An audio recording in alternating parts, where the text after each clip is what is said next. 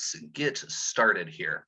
So today's grammar is going to be pretty big. And so what I've done before I get into the presentation is I have created this cute little TLDR, this little abridgment of the two we're talking about today. And for students who have been studying English for a while, this should be a bit of a review. So let's just go over it quickly. Really, it's just past tense and past perfect continuous. So as I've written here, the past perfect, it's basically used to talk about a sequence of events or telling like what happened first, then what happened next, what happened first, what happened second. This is going to be a really important skill in storytelling. So in real life, when you're making friends and explaining, oh my God, what happened yesterday, you're not going to believe, oh, what happened? When you have friends and you need to be able to give explanations or tell stories, this will be really important.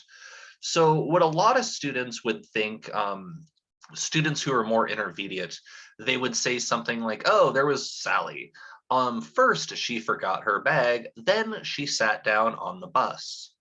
In theory, this is fine. In theory, this makes sense, but it's not very suspenseful. It's not very good storytelling technique.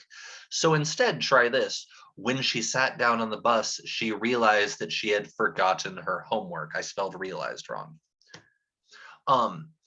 So you see how they both mean the same thing. The first thing that happens is she forgets her bag. The second thing is she sits down on the bus and noticed she forgot her bag, right? The second one, when she sat down on the bus, she realized she had forgotten her bag. The grammar's a little bit different, but the story is a little bit more interesting to hear. It gives a little bit more suspense about when she realized, oh my gosh, she had forgotten her bag. That's important, right? So that's basically the past perfect, talking about what happened first, what happened second.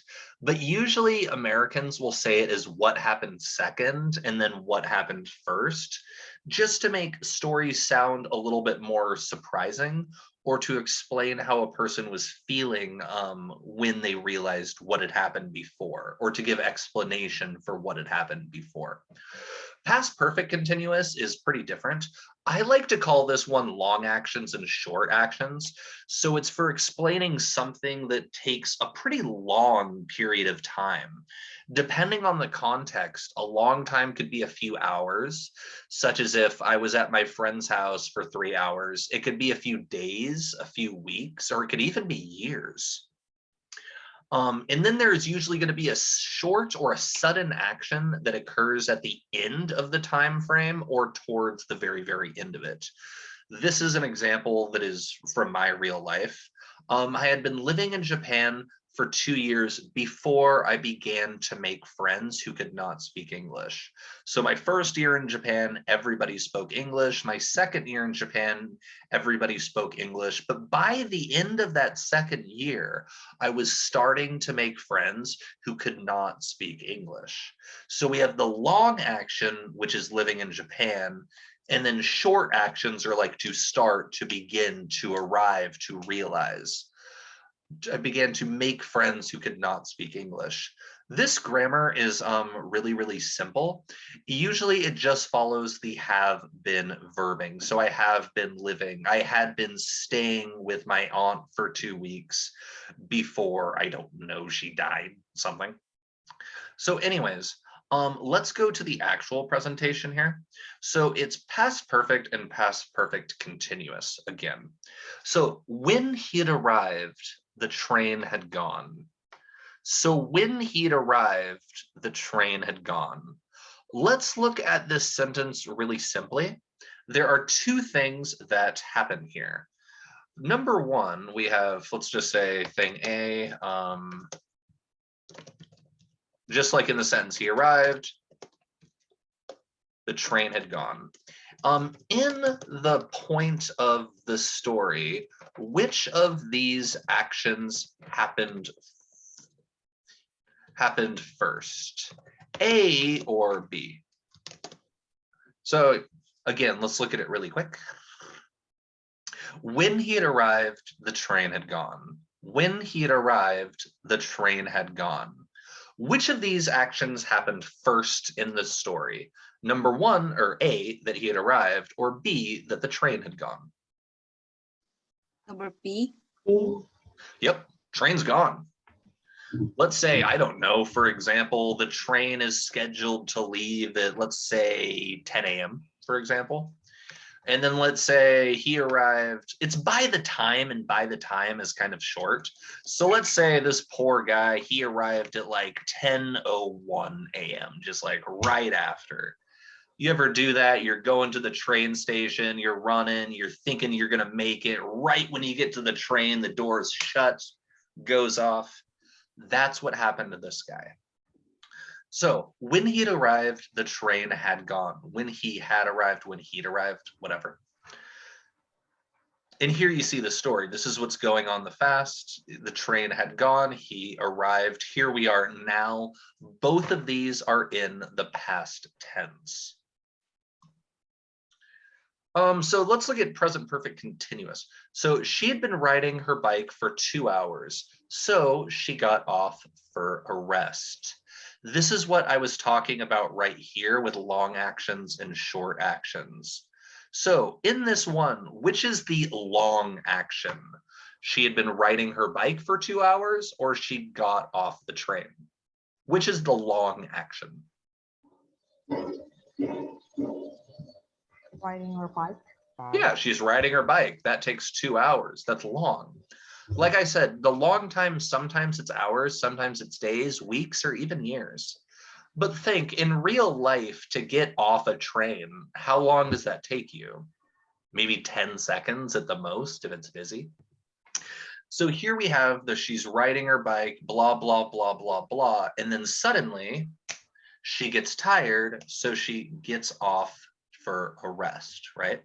So she had been riding her bike for 2 hours, so she got off for a rest. So here's just some comparisons of past perfect simple and past perfect continuous that look pretty simple. So I had been reading a horror story and I was feeling frightened. I had read all of my magazines when I was getting bored.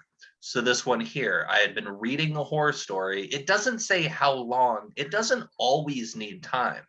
It doesn't always need to say I had been reading a horror story for 30 minutes, an hour, 2 hours. You don't need to say that, but you can. I had been reading a horror story and I was feeling scared. I had read all my magazines and I was getting bored. Dad had been cooking all afternoon and it smelled great. Dad had cooked the dinner, so he asked me to wash up. As soon as I'd taken my medicine, I felt better. I'd been taking my medicine for 2 days and I started to feel better. Let's look at this last one here. As soon as I had taken my medicine, I felt better.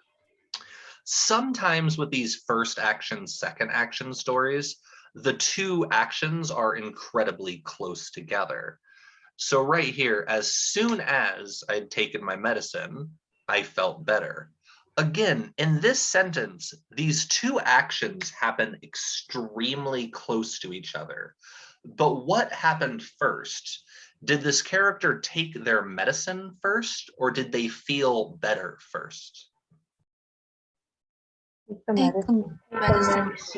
They took the medicine. They took the medicine and then they felt better. Like I said, it's about what happens first, what happens second. Sometimes the difference in time could be 20 minutes to a couple of days. Sometimes in stories like this, it could be 30 seconds, 10 seconds, even 2 seconds.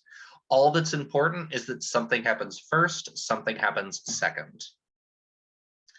So anyways, we were training for weeks. Then we lost the match. We had been training for weeks, but we lost the match. I realized that we met before. I realized that we had met before. When I saw him, I had been waiting, or he had been waiting for the bus. When I saw him, he was waiting for the bus. This is just some comparisons of a sentence that is incorrect or a sentence that is correct. So anyways, I think with this one, that is all I'm going to kind of do here. So what I want to do is do some writing practice with these sentences, especially when we're talking about past perfect. So again, This is what it looks like. At 7:30, I ate a big breakfast. At 8 a.m., I went to school. Obviously, the breakfast happens first. Both of these actions happened in the past, however, one happened before the other. Obviously, it's first I ate a big breakfast. Excuse me really quick. That's fine. So here's a common way to say it using the past perfect. So before I had went to school, I had eaten a big breakfast. Or after I had eaten breakfast, I had went to school. These two sentences, do they mean something different or do they both mean the same thing? Simple. Are they different sentences or do they mean the same thing? Same thing. Yeah, before I went to school, I ate breakfast. I had eaten breakfast before I went to school. Same thing.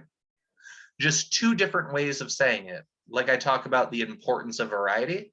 That is an example of how you could paraphrase something, or having one sentence and changing it to another way while still maintaining the same meaning. So what do you notice about the past perfect? So first, you should notice that the past perfect is an action, had eaten a big breakfast, that happened before the action in the past. They went to school. So what I want you guys to do as we've practiced this is I want you to read and rewrite the following sentences using the past perfect. So basically what you have here is two sentences and you need to mush them into one. For the students who are not here, I am going to quickly show all of these, and then I'm going to stop the recording and get back to class. Here's one. Here's number two. Here is number three. Here is number four. Here is number five. Here's, okay, that's good enough. All right, so with that, students who are here, and excuse me one moment, please. Come to class.